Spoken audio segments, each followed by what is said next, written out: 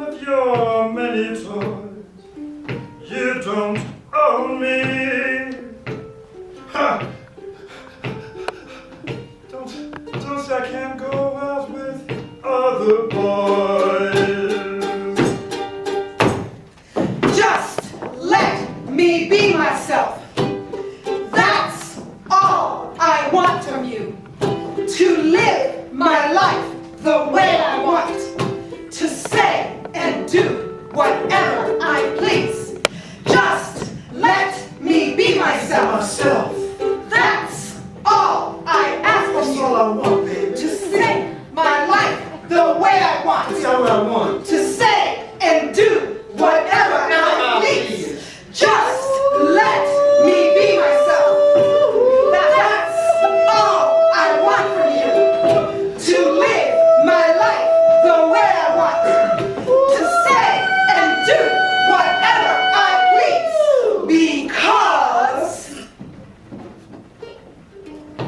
You don't own me.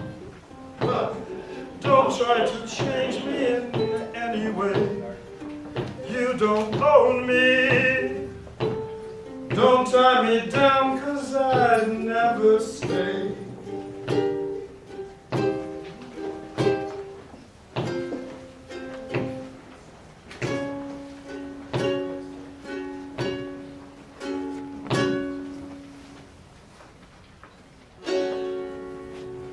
Sigrun, shield maiden, danced the battlefield with Odin's blade, bringing sacred death to the deserted, wounded.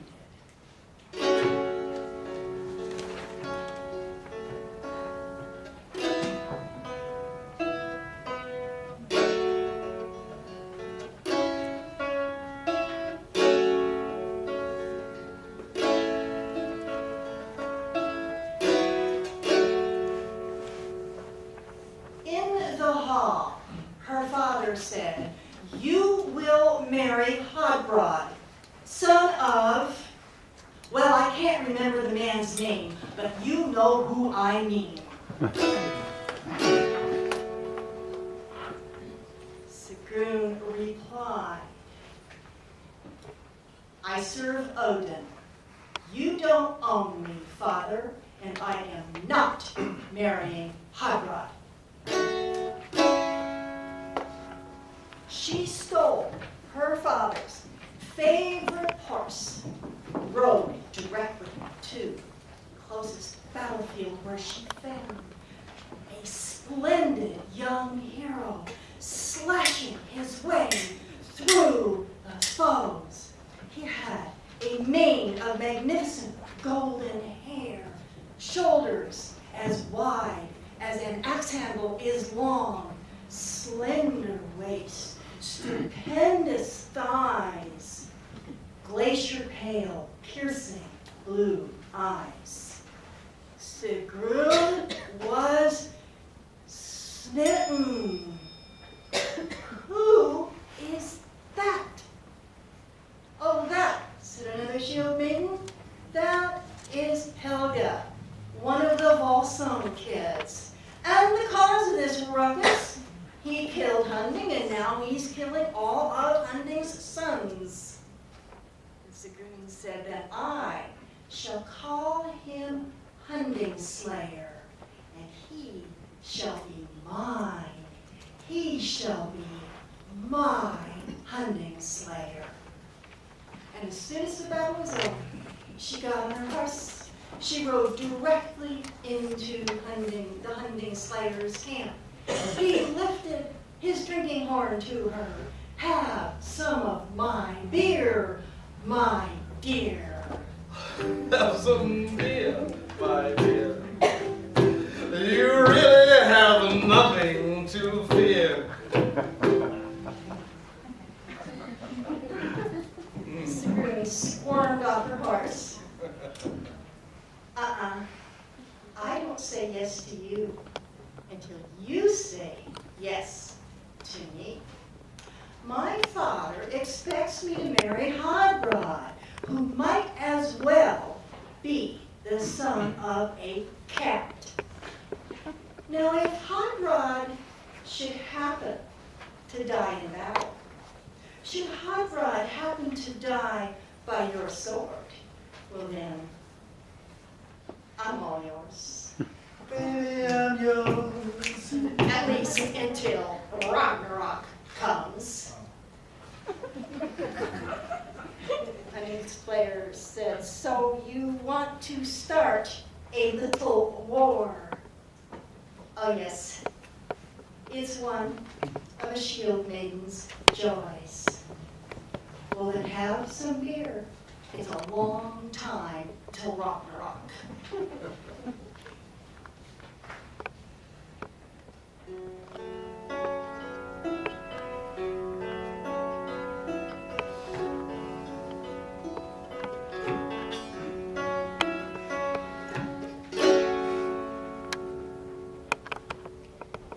Sigrun and the hunting slayer, and his men, and her horse, and his allies, and his brother Sinfjotla all sailed to Hodrod's land. The moment the prows of their dragon ships touched the shore, Hodrod's brother Guzmund came riding out of the hills. What are you doing here? Get off my beach. And Sinfjotla answered, we have heard that Hodrod, son of no man, spends his days in the weaving room, fondling the loom girls and their warp weights. Guzmund peered at Sinfjotla. Wait, I know you. Your daddy is your uncle, and your uncle is your daddy. You ate wolf guts and killed your baby brothers. And Sinfjotla answered, I know you. You were a witch and a whore on the giant's island. You wanted only me, and I fathered a couple of your cubs.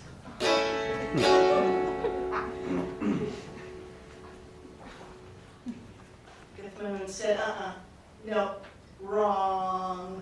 You didn't father any cubs because those giants gelded you, and I rode you as if you were a mare with her heart in her hind end. And Sinfjotla said, nope. No. You didn't ride me. You were way too busy milking the giant's goat. Enough compliments, the hunting slayer shouted. We came for battle. Let's get ready to rumble!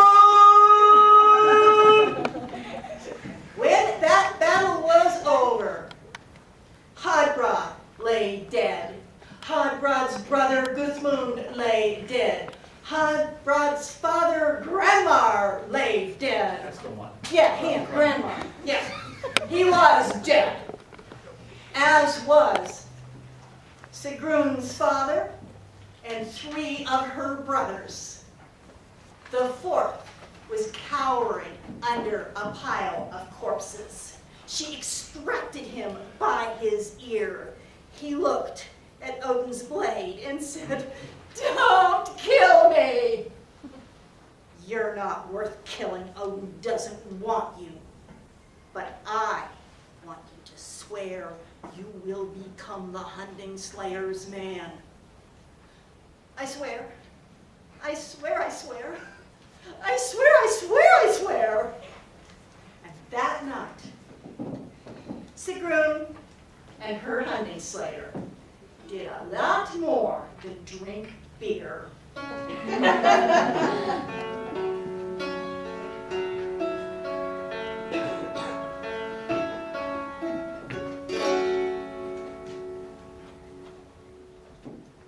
Dog walking in the woods. He met an old pulled so low nothing could be seen of him but the tip of his nose and his long gray beard. An old man said, "You have not avenged the deaths of your father and your brothers. That is a fail." I couldn't. I had to swear. "You don't know my sister." "I do know your sister."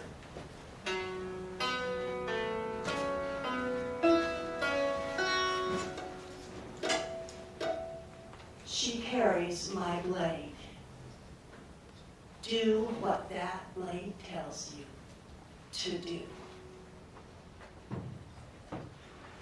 Dog found his blade, carried it as he walked next to the hunting slayer, and that blade guided his hand, trembling as he stabbed the hunting slayer and watched him fall to the ground. And the dog went and told Sigrun what he'd done. She cursed him.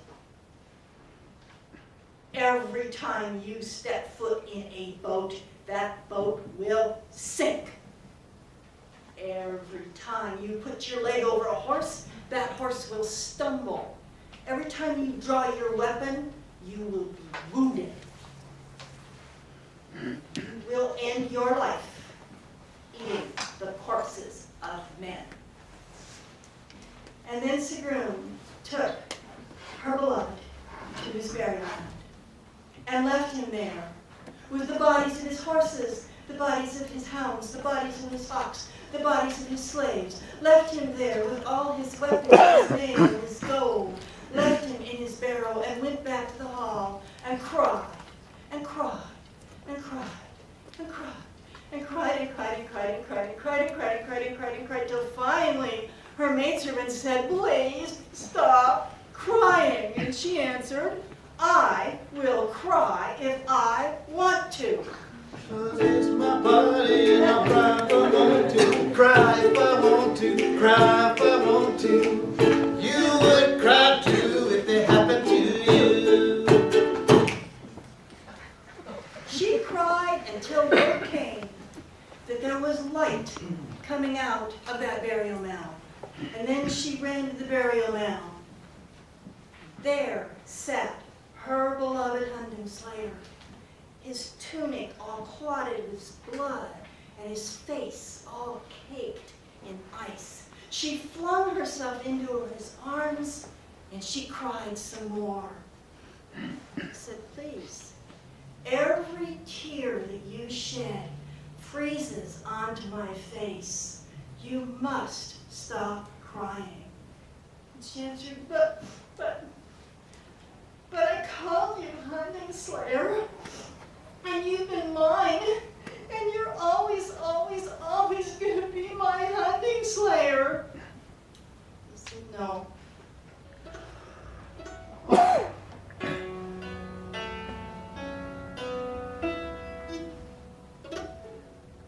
"I serve Odin. You don't own me."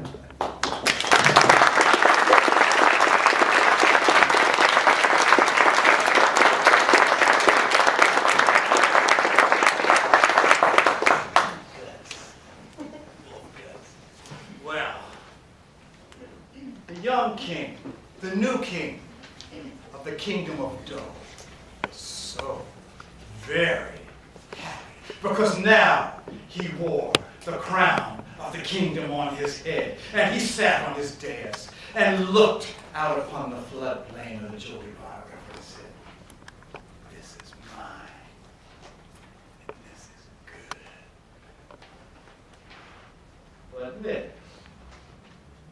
beturbaned viziers came up to him and said, if you want to be king of the forest. Oh yes, oh yes, oh yes, oh yes, I do. Not queen, not duke, not prince. Yes, oh yes, oh yes, I do. Well, if you want to be king of the forest, the sacrifice must be swift. You must banish Kamisa. I can't banish her, she's my auntie. You must consolidate your power. But she raped me. You must consolidate your power. But she's the strongest magician in the land. Do you want this or don't you? And there, the strongest magician in the land, Kamisa, his father's big sister, gone, banished into the west. And this woman, banished from the court, she said, oh no. You think, boy, you think you can throw me out like, no, you don't own me, and you don't own this land. Oh no. So she gathered up her magic, and she gathered up her magic from all the corners of the land, and she built a monster. Now, those of you that might think you know Africa, let me explain something for you right now. Horrible animals in Africa. Mean temper. Hippo, yeah, very bad. Lion, once in a while. Crocodiles, mongrels, no. The worst thing, the meanest animal in Africa that kills the most people all over the continent, buffalo. The buffalo.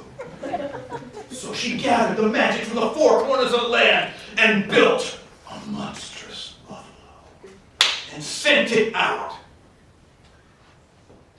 Not even 2 weeks later, there was not a family in the 12 cities of Do that was not crying over the loss of a father, a mother, or a child. Don't mess.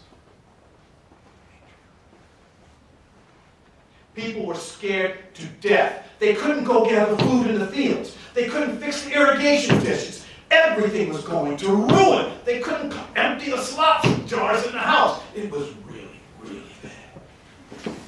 And the new king's golden throne, what's it called thing?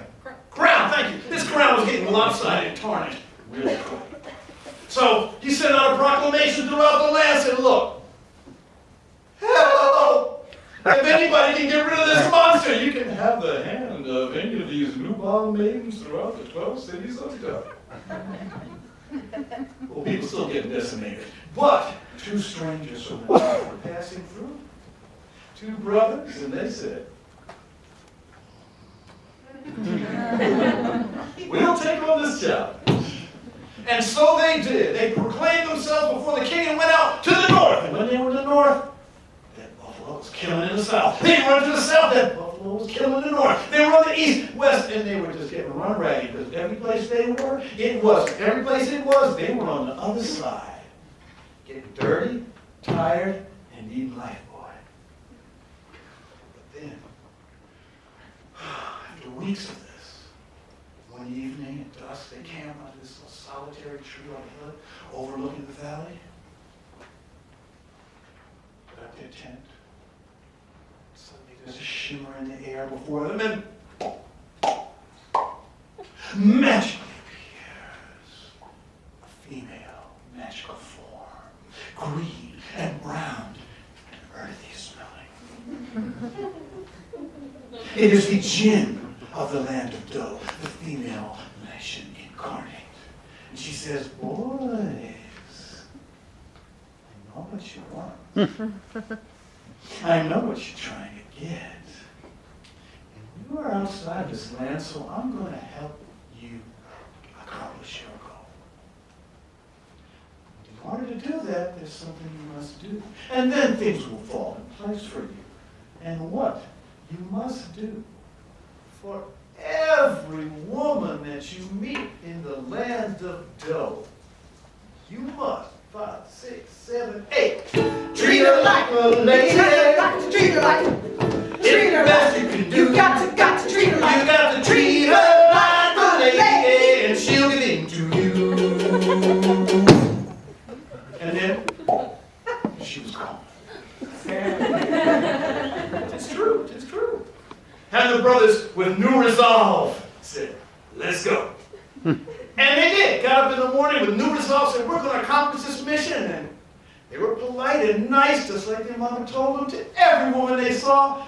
And they're getting bruises and slaps and spits and really getting their resolve tested upside the head, if you know what I mean. Yeah, Patawi. So they're still going around. They're still trying to hang on to their last bit of fame for being the victors, you know. So they go to one of the towns in the north, and the mayor puts them up and gives them a nice meal. So they get their chicken and dumplings, stew, and sit down on the porch for dinner, and they look across the street.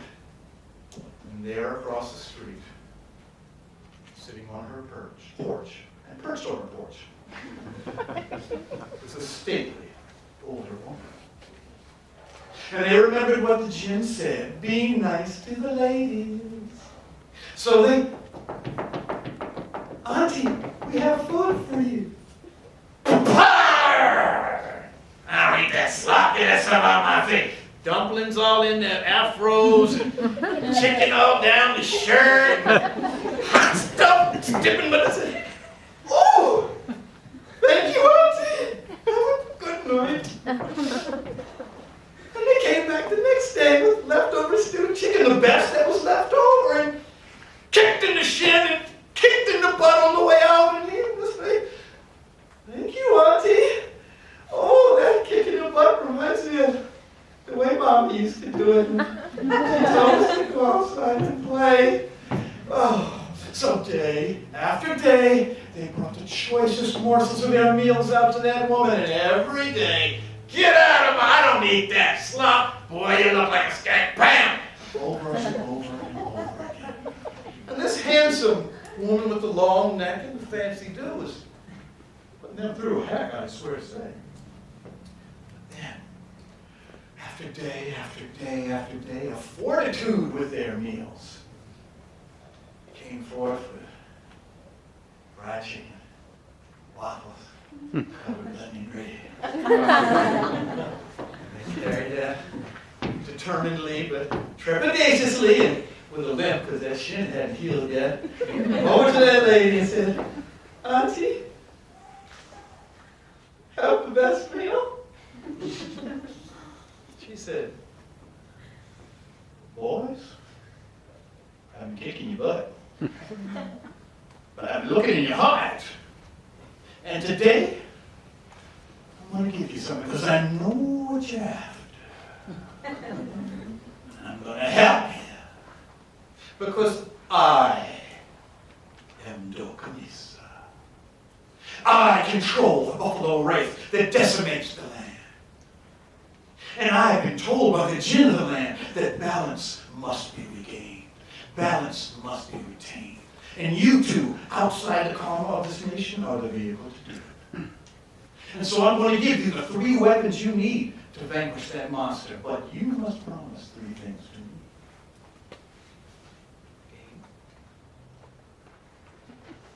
Okay? All right. Number 1, when you do vanquish that beast, my body will die. So you must come back here immediately and bury my body, bury the body of Dokamisa, where no one will ever find it, for my magic must remain intact. Can you do it? Good.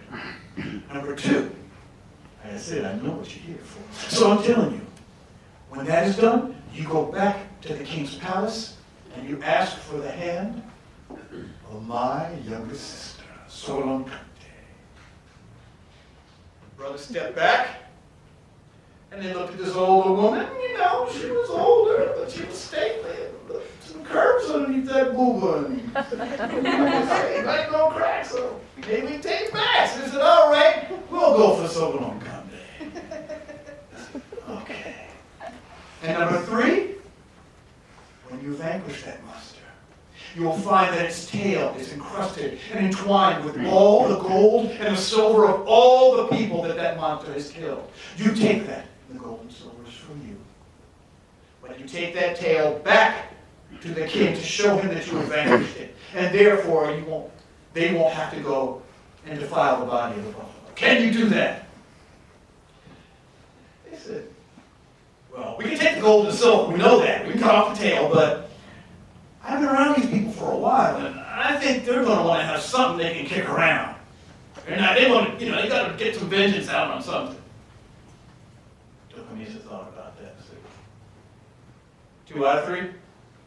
2 out of 3. So she gave them the articles, told them what they had to do, and the next morning, they were off. And just as she had foretold, as soon as they got out of town, they heard the bang, boom, because the buffalo was coming. So they looked, and they almost wished they had the pens. But they waited, they stopped, they talked among each other, and they grabbed the spindle that she had given them. And aimed it once in the bow, aimed it twice in the bow, aimed it 3 times in the bow, and then loosed it. And that slender piece of wood did what no stone, what no piece of iron, no piece of steel could do. It pierced the hide of that buffalo and made it scream. And then, just like she foretold, they had a whole ass. That thing came right at them as fast as it could. About 1,500 pounds of raw meat coming at them. And they ran and ran. And just as it bent down to gore them, they used article number 2, threw down that little piece of magical bamboo, which sprang a forest of thick bamboo that it ran into and knocked into, and it slowed it down long enough for them to gain some headway. But within too short a time, those things, big horns, had pushed its way through, and it was back on their tail once again. And they were getting scared again, and just once again, as it reared down to gore, they threw down their 3rd article. The magical egg that turned into a miasma of muck, mud, and mire that engulfed that giant buffalo, wore it out, and infected the wound with amoeba, bacteria, krill, and all kinds of mangy things that went inside and ate it from the inside out. So by the time it got to the end of the mire, it fell at their feet.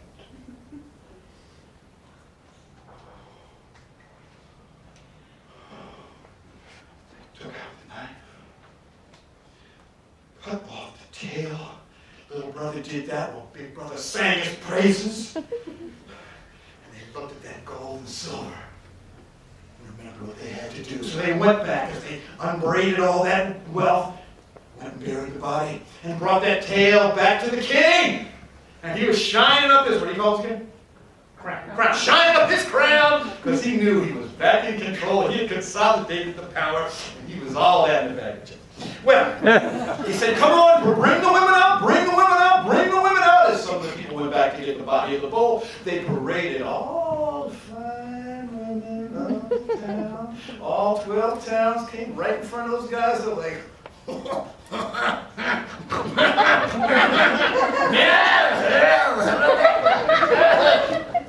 day long. And 12 towns, But after it was all those women, they said, we want Sule Greg. And he was shocked. You want Sule Greg? Yes! We saw what our auntie looked like. We want the young one. Bring on Sule Greg. Yeah. He said, okay. Bring in Sule Greg. Here she comes. Sule Greg was magical at birth, glowing with magical power. And her big sister, Kamisa, was so excited that she shared her magic with her sister too soon. She put her magical mask of vision onto her. She put her upon her magical steed of travel too soon. So that young woman those brothers were seeing, expecting to see, came to them. Humpback, pigeon-toed, bald-headed, bug-eyed, and dripping. And short.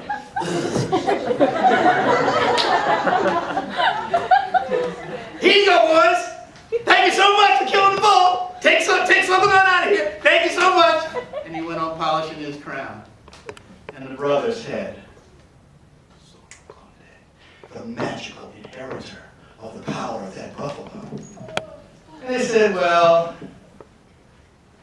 still a girl. We'll have fun tonight. So, come night, they pitch their tent, and Big Brother says, I'm going in first. And he came running out in just a few moments, screaming, bleeding from places I won't tell.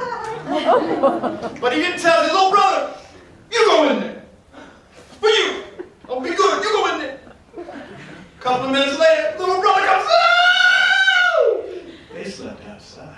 And they decided, let's take this magical woman to the king of the next land. And there, that magical woman, that powerful king, had a majestic child. That's another story. But tonight, when those two brothers wrapped up in their clothes outside the tent, Sule Greg came up and stuck her head out and said, boys, you don't own me.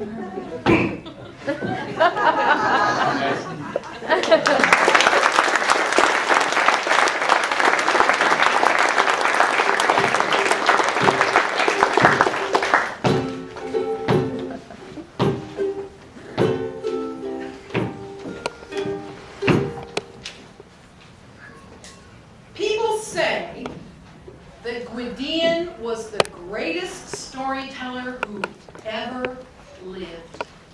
And I guess he probably was. Now, you know, most storytellers, when they tell a story, they can make pictures come into your head. They can make it seem alive. But Gwydion, when he told a story, what he was telling about actually came into being. He created it with his words. And that, as a matter of fact, is how I came to be in the world. Gwydion went out and he gathered oak branches and he gathered the blossoms of the meadowsweet and the broom and the roses, and he brought them back and he laid them all out on a long table. And then he began to tell the story of why I was needed in the world. Now you see, his nephew, Hly had been cursed by his mother that he would never have a wife of the race of humans then inhabiting the earth. But Hly was meant to be king one day. He had to have a wife to confer the sovereignty that would allow him to rule. And so Gwydion came up with his plan. He would create a wife for Hly. Maybe not a human wife, but a natural wife. And so he laid out the oak branches to make my limbs. And he laid out the flowers. And he began to chant his words of power. Oak bones, come to life. Build my nephew his new wife. Fragrant broom and golden meadowsweet, blossoming tresses to her feet. Petals pink and petals red, rosy flesh to wed and bed. Breath of beauty, breath of life, female nature, magic wife. And he struck me with his wizard's rod, right where my heart would have been if I had one. And I took my first breath, My cornflower blue eyes opened. And there I saw Gwydion and his uncle, another great wizard, looking on me in astonishment. I was naked, standing there. They seemed very pleased with what they had created, and right away they gave me clothes to wear, a wedding dress. It fit me perfectly, and then they brought in Hly, the man I was to marry, and when Hly saw me, well, he seemed really pleased too. His eyes got as big as sunflowers, and he just looked me up and down. He loved the flower girl, the flowers in her hair. He loved the flower girl, she seemed so good at time, because she was on his mind. Well, just like that, we went to the wedding, and it was a great feast. We said the words. We went right to the bedchamber. We slept together. I liked that part. He taught me what to do. It all went really well. And the next morning, we went off to take charge of the castle and lands that Hly's uncles had given him to, kind of practice ruling so that when he would be king, he would know what to do. Let me tell you, I really liked being a woman, especially being the wife of the Lord. I had all sorts of gorgeous clothes to wear, jewels, amber, lots of food and drink. I had servants. And best of all, I had a beautiful flower garden where I could walk barefoot and pretend that I still had roots. And that's just where I was one lovely, cool autumn evening. It was late in the day when I heard the sound of a hunting horn. And then louder. And I thought, who could that be? There shouldn't be anybody hunting on Hly's land. Hly was away visiting his uncles. But just then a servant walked in. My lady, Gronu is here from the neighboring county. He has chased a stag here from his lands, and he says it's late, and he wonders if he and his men could sleep here tonight, and if we would feed them. Well, I knew that Hly would be criticized if I did not offer hospitality, so I said, sure, yeah, go ahead, invite him on in. And I went into the hall myself, and I sat myself at the head table, as was befitting the wife of the Lord. And then in came all the hunters, and I wondered which one was Gronu, when all of a sudden, an oak tree walked into the hall. I mean, it was a man, but he looked like an oak tree. He was big, had a big brawny trunk and strong limbs and curly brown hair and big green eyes and red lips like rowan berries. And I could feel the sap in my oak bones starting to run hot.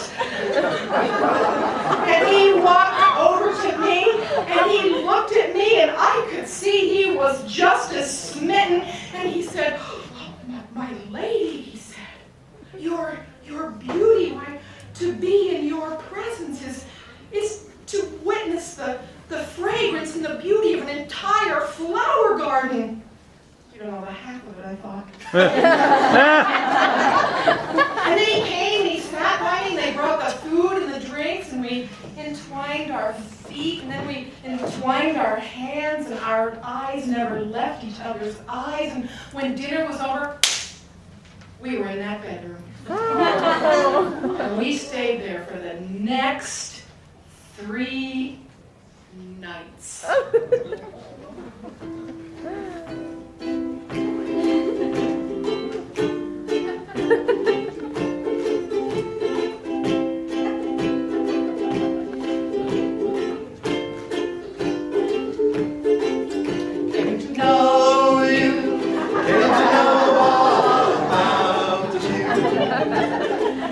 Getting to like you, getting to hope that you like me. Ooh.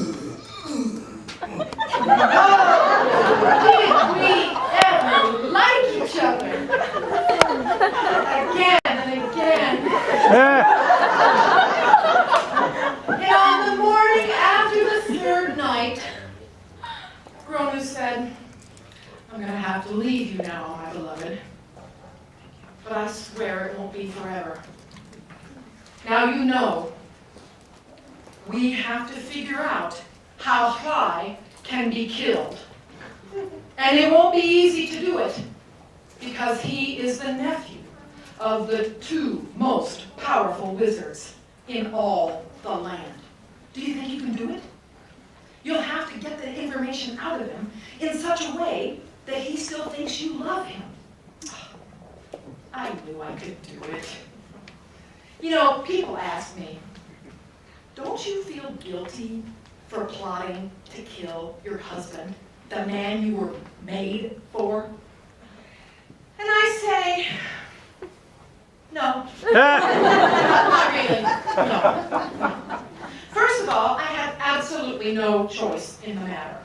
And secondly, Hly, some people say he was the sun god, some people say he was the son of the sun god. In any case, yeah, he could be hot, but he could also be very remote. He had none of Gronu's, that was his name, the oak tree. Gronu's earthy passion that stirred me all the way to the center of my bones. And so Gronu said goodbye, and sure enough, later that day, Hly came home, we had dinner, we went to bed, and as soon as we got into bed, I turned my back on Hly, and I began to cry. Beloved, said Hly, whatever is the matter? Oh, well, with you being gone this time, I realize that I'm completely dependent on you. What would happen to me if you were to die? Oh, beloved, you don't need to worry about that. Yes, I do. No, you don't. It would be very difficult to kill me. Difficult but not impossible. Well, no, not impossible, but very, very difficult. Well, tell me what you mean. It would make me, well, I'd sleep better. All right, I'll tell you. Now, first of all, I could only be killed by a sword that had been 1 year in the making, and the work on that sword could only be done on Sundays when everyone else is at church. Okay, but that sword, could that kill you? Oh, even that, said Hly. It would take a very particular set of circumstances for that sword to be effective. He said, I would have to have, down by the river, a tub constructed of wood filled with water like a bath. And next to that, I would have to have a nanny goat. I would have to have 1 foot in the tub of water, the other on the nanny goat. Now, in that circumstance, at that moment, if someone had that spear, I could be killed. Oh, well, I'd be a little foolish now because that really would be a very unusual set of circumstances. Yes, it would. Now you can relax. You're perfectly safe. The next morning I sent news to Gronu about that sword, and I myself developed a passionate interest in woodworking. And 1 year later, Gronu's spear was completed. The tub had been completed for months. And on that day I said to Hly, you know, beloved, I was thinking about that whole tub and goat thing. I don't really have a picture of that in my head, and it's still kind of worrying me. I wonder if you would come, I kind of made the tub, and I got the goat, and would you show me? Well, he liked to please me when he could. So sure enough, he trooped on down to the river with me. There was the tub filled with water. There was the nanny goat. He said, now watch this, beloved. It's really just so ridiculous, but I'll do it. He put his foot in the water. He put his other foot on the nanny goat. Do you see? I am perfectly safe. And just at that moment, Gronu rose up on the other side of the river. He cast fast, that spear that had been 1 year in the making. But Cly was fast. He saw it coming. He transformed himself into an eagle. As he rose, that spear stuck into his ribs. And as he went up and up and up, the spear was flapping down there, stuck in his flesh. We watched, Gronu and I, until we couldn't see him any longer. We embraced, we kissed, we went back to Cly's castle, and Gronu took it over. We had a lovely year together. The best year of my life, actually. But all good things must come to an end. You know, Gwydion found his nephew Cly, changed him back into a man, healed him all up. They gathered their armies, they marched on us. Cly killed Gronu. But Gwydion, he came after me. He was furious. I fled with my ladies. We walked backwards so we could see if he was coming. We didn't see the cliff. All of my ladies fell off the cliff. I was about to go over myself when Gwydion grabbed me.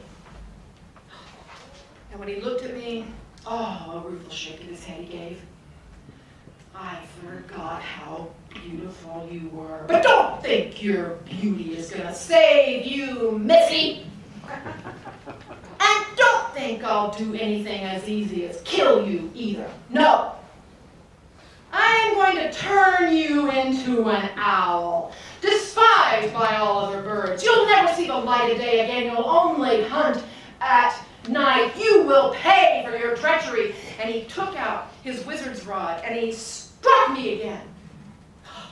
Flesh to flowers, flowers to feathers. I felt wings. I flew up and away. But it didn't happen the way that Gwydion thought it would. I never suffered for a minute. I was just as happy being an owl as I had been being a woman. I was just as happy as a woman as I had been being flowers. Oh, no, no, no, Gwydion. You may be able to manipulate nature to your own ends for a time, but you don't own me.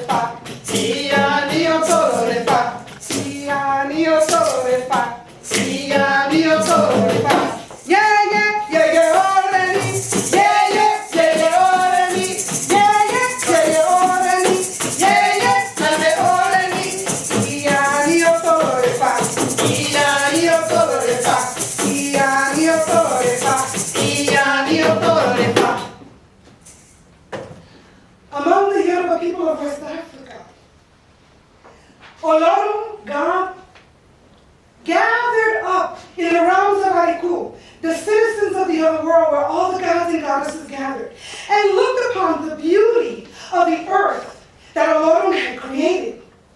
Yes, indeed, it was magnificent. And it wondered, what might happen? How might all of what I and the gods and goddesses together have made will evolve? Well, during that time, there were a few gods and goddesses that liked to come down to the earth. And there was one in particular, and her name was Oshun, goddess of beauty, goddess of creativity, and she loved to swim in the rivers, frolicking. She loved how the sun would shine upon her, and at the same time, she loved to listen to the gossip. You see, the four-leggeds and the two-leggeds and the winged ones, they were all trying to gather together, but there seemed to be a problem with the humans. The two-legged, they didn't share very well, and they didn't sort of respect the boundaries of the earth really well, and things started to get just a tad chaotic. Well, Oshun, she too being the goddess of love, became concerned about this. Meanwhile, there was a god, and his name was Ogun, manly god. He was the owner of the forest and the ores of the earth, and this manly man god, well, he used to watch Oshun swimming in the rivers. Beautiful goddess she was, and he was smitten like a kitten. He wondered, oh, how could I get her to want me? She, of course, being concerned about the chaos that was created in the world, she thought, I must go back to Arigu and discuss this. And so off she went on a star. She gathered there at the great council, Olodumare, there sitting, presiding, and the gods and goddesses discussing what must we do. And she listened and listened and listened, and finally she stood up in the center and she said, I have a solution. I know exactly what I need to do to resolve this conflict that is going on. All we need is love. All we need is love. All we need is love. Love.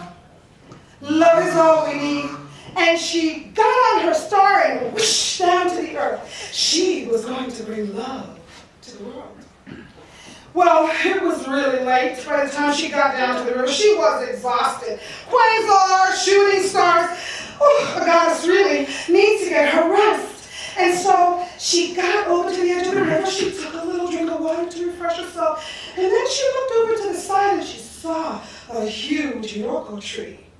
She also saw a stump. It was Ogun's stump. And she thought, oh, I need to rest my head. And so she walked over, laid her beautiful body on the earth, and put her head right on Ogun's stump. Well, Ogun, hiding behind the Yoroko tree, came around and he looked at her. She was so beautiful. The moon hid her face. Her body was just flowing there, blending with the nature, the ores of his earth. And he thought, all I need is love. And he decided, I think I need to figure out how I'm going to woo her. And off he went to make a plan. Well, that morning, Oshun, laying on Ogun's stump, felt the sun rays all over her. And she woke up and she thought, oh, this is a glorious day. I got work to do, but of course the girl has to refresh herself. So she went right to the edge of the river and naked as a jaybird, looked up at the sun and said, let the sun shine, let the sun shine in, the sun shine in. She leaped into the rivers and started to swim and bathe. Meanwhile, Ogun was watching her, and he thought, this is my chance. So he went over to the edge of the river. He laid on a beautiful cloth. He had made himself man with God that it was. He sewed this just for her. He knew, oh, she must be hungry. So he got some juicy mango and laid it out on the side. He thought, oh, her scent, let's give her some flowers. So he placed some flowers and he ran behind the oak tree to watch to see what she was going to do. The sun moved over the horizon and she thought, it's getting late. Oh, I need to go. And she stepped out dripping wet and looked down and said, oh, how lovely cloth. She picked it up and thought, oh, nice workmanship. Oh, yes. She ripped the strip off, wrapped it around herself, and any good goddess must have a crown. So she took the other piece and wrapped it up in her hair like a gele. That's what they wear. All good goddesses wear geles in their hair. And then she thought, ooh, flowers. And she took the flower and popped it right in there. And she said, oh, that nice juicy mango, I'm hungry.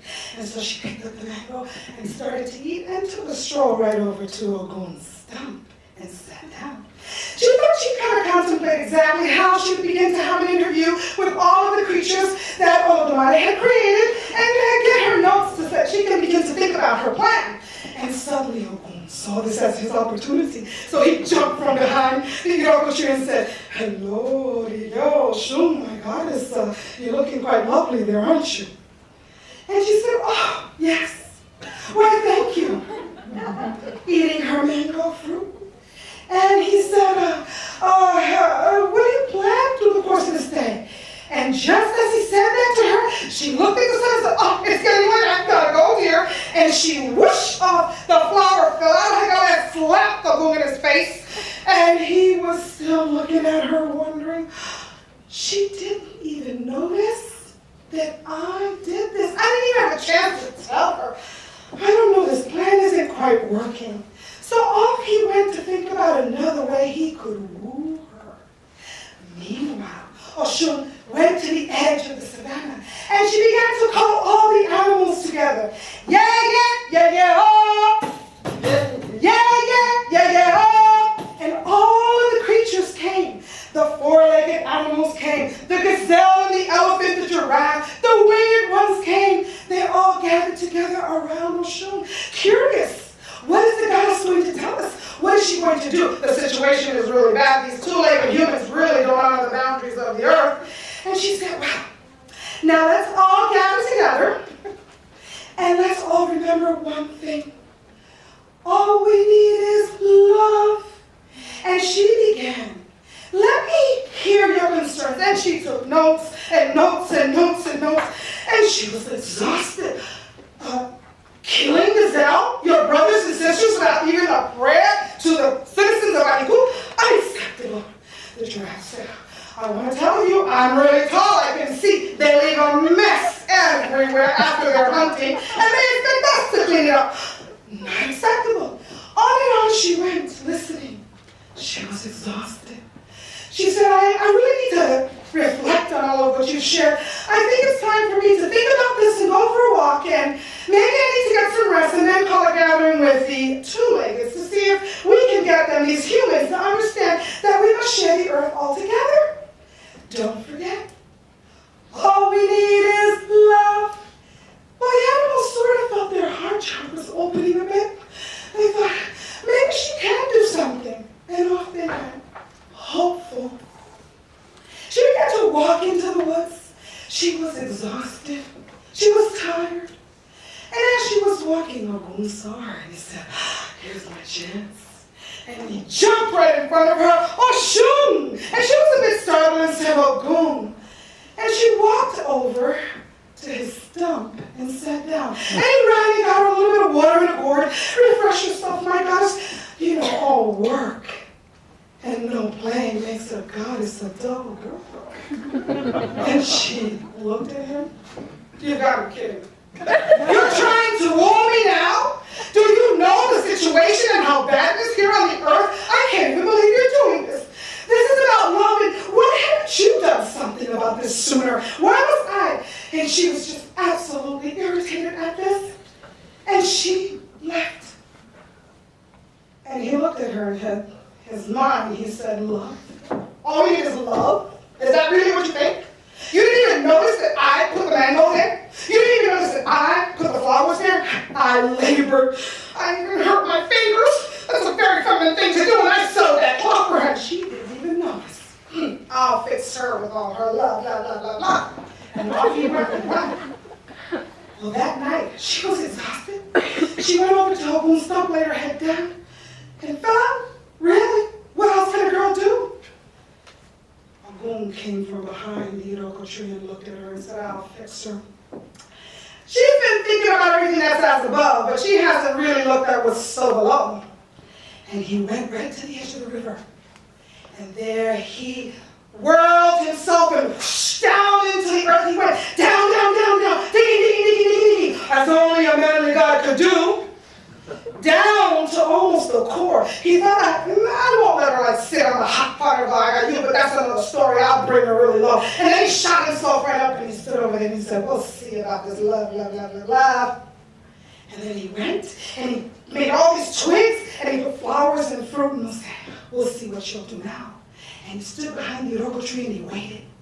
And the sun came up and she yawned as the sun warmed her and she was really tired. She had a little bit of a headache, a few nightmares, lots of stuff in her mind. She was a little distracted, and she walked over to the edge. She said, oh, I'm famished. And when she reached over for that luscious mango, boom, crash, down, down, down, down, down. She fell into the core of the earth, and she was startled. What is this? She looked up, and there Ogun stood towering. Well, my lady, do you need a little help? She raised her eyebrow up. He said, I'll let you out of that hole if you like, under one condition.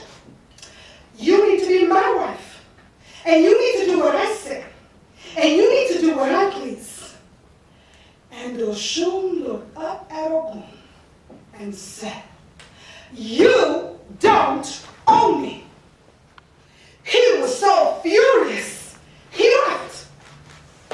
Now she's sitting there in this predicament. What am I going to do? I'm stuck in this hole, and this dirt is all over me. My hair is a mess. I lost my glass somewhere down. And all of a sudden, beep, beep, beep, beep, beep, beep, beep, beep, beep. What is this? All the beetles came out from the walls of the earth. And she said, I'm in trouble. And they said, we know, we saw what he did. And, well, could you, but, before we talk to you about helping you out, maybe you could take a few notes about our concerns down here? Oh, of course. It never occurred to me that the things that they're doing up on earth are affecting what's happening down here. I don't have my pen. I can't take notes, but my heart is open. If you open your heart and we make the connection, I'll remember everything you have to say. And they did. And she took notes. And then as she was now ready to say, well, can you help me out? The ant came. Queen Ant. She must have walked a long time down into that hole. And she said, aren't you the red ant? I'm in mourning, dressed in her black robes. The last time the humans had a huge hunting gathering, they killed a mound, and all of my children have died. I've been grieving for months now. And Oshun started to cry. We've got to really talk to the humans about this. Will you help me? And they all said, but of course. So all of the insects, the creepy crawlers, gathered themselves up. They got to the top of the earth. They called all of the animals together, and they went to work. And as they worked, they made a rope. And the sun hit the rope, and it turned it into a golden strand. And they threw it down, down, down. And Oshun saw the rope, and she held on as elephant and gazelle and all the animals together pulled her right on out of that hole. When she got to the top, she saw the sun and leaped into the river and began to wash herself to refresh herself. She wasn't really the same. She really started to reflect on things. And as she came out of the river, with beautiful modesty, the birds gathered a lovely robe and covered her. And she walked over to Ogun's stump. And she called the villagers, the two-leggeds, and she called all the animals. And they gathered, and she talked about the power of love and consideration and regard for sharing all of Olodumari's creation. And everyone at that gathering knew it would be a new time and a new way. And as they went off, Ogun watched her. She wasn't just the goddess now frolicking in the rivers. She had turned a beautiful woman goddess, and he knew he wanted her, but he had to approach her very carefully. And so he did. He walked up to her, and he said, Oshun. And she looked at Ogun, the god Malian, and her mind thought, not too bad. He asked her, why? Why didn't you accept my offer? And she said, because I choose, and you do not own me. And with that, he felt the truth of her words. And she said, I noticed all these things you did. You really were quite gracious. And in fact, there is something I want to say to you, darling. now we might reconsider this arrangement. You know, I got nothing but love for you, baby. Nothing but love for you, baby. Tell me